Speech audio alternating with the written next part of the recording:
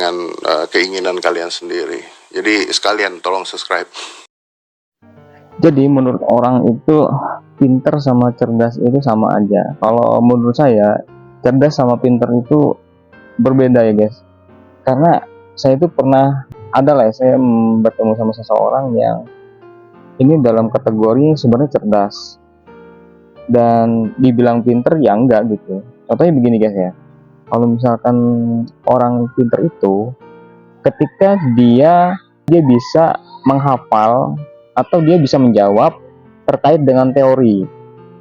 Jadi misalkan ada hafalan atau apapun itu ketika diulas lagi, ditanya lagi dengan pertanyaan yang itu mungkin dia bisa jawab karena dia udah membaca hal itu gitu ya. Karena teori atau dihafal sama dia. Tapi kalau yang namanya cerdas, ada nih contoh ya.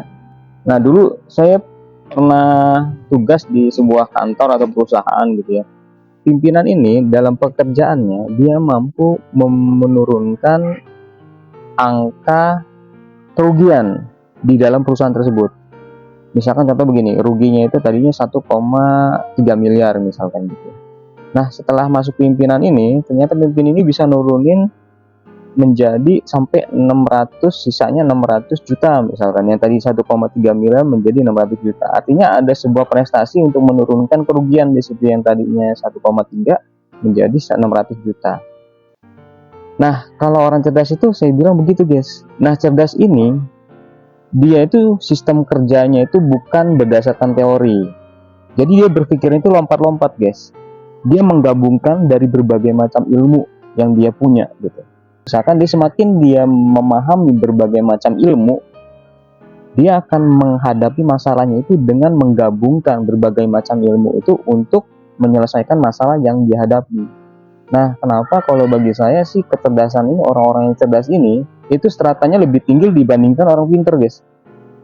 Menurut saya ya, memposisikan orang cerdas ini, menurut saya, itu lebih tinggi dibandingkan orang pinter. Karena orang cerdas itu guys, dia mampu bisa menyelesaikan masalah ketika dia dikasih masalah dengan ilmu yang dia punya.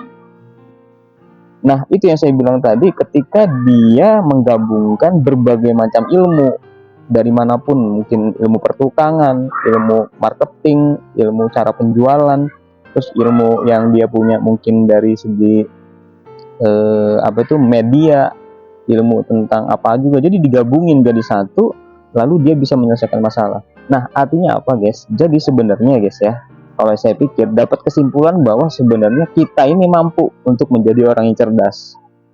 Salah satu caranya adalah kita harus banyak memahami banyak ilmu.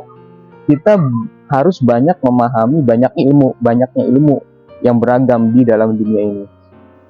Karena dengan seperti itu kita bisa menggabungkan nanti ilmu-ilmu yang kita pelajari untuk bisa dipakai dalam menyelesaikan masalah ketika kita dihadapi dengan masalah tersebut.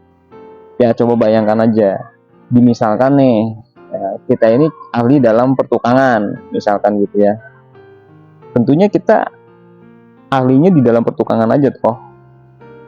Contohnya misalkan ada sebuah profesi tukang itu bikin lemari lah misalkan gitu ya, bikin lemari. Tentunya ketika dia disuruh untuk menjual atau melakukan penjualan seperti sales atau apapun, itu agak kesulitan karena dia belum punya ilmu dan pengalaman di dunia sales tersebut.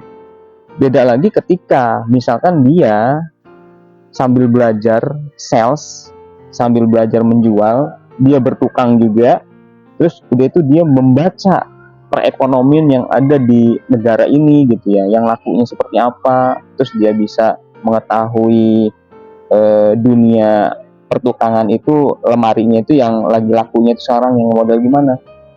Kalau misalkan dulu mungkin usahanya jual lemari gampang, lah sekarang kan bersaingannya lebih berat gitu ya.